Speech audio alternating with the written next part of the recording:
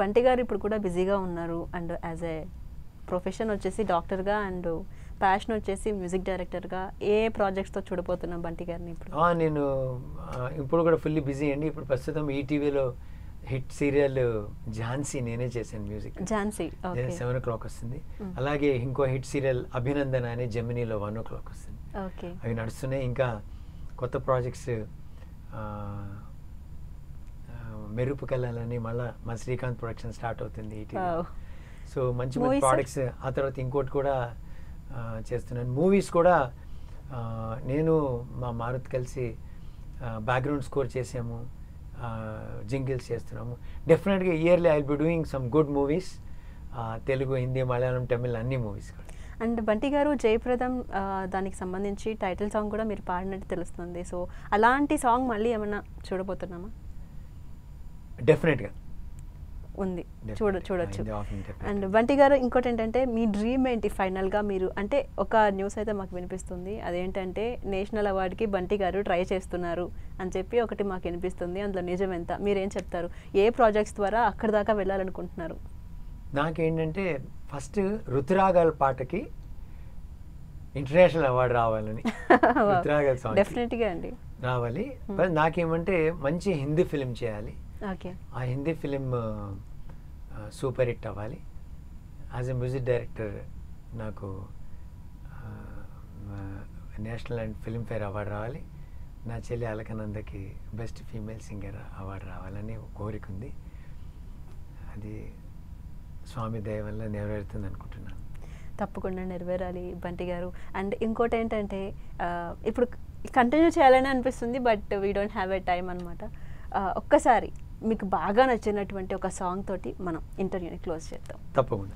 అయితే నేను one of my film songs పాడతాను నేను. షూర్. అలెక్స్ అనే ఫిలింలో. ఓకే.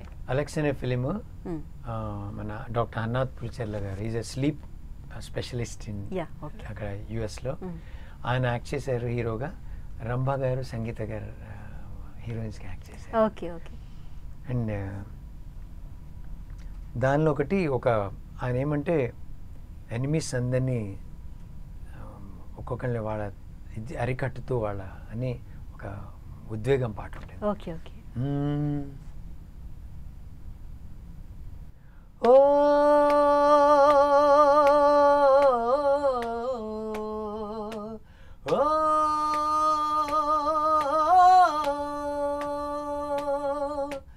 వేదమేదో పలికెను అనువాదమేదో తెలిపెను చెలరేగు పాపాల రూపు మా పేటి సాహసం పూచెనే ససరీరి గాగ మామ పాప మామ గగరీరి సాస వేదమేదో పలికెను అనువాదమేదో తెలిపెను చెలరేగు పాపాల రూపు మా పేటి సాహసం పూచెనే సాసరీరి గాగ మామ పాప మామ గగరీరి సాస వేదమేదో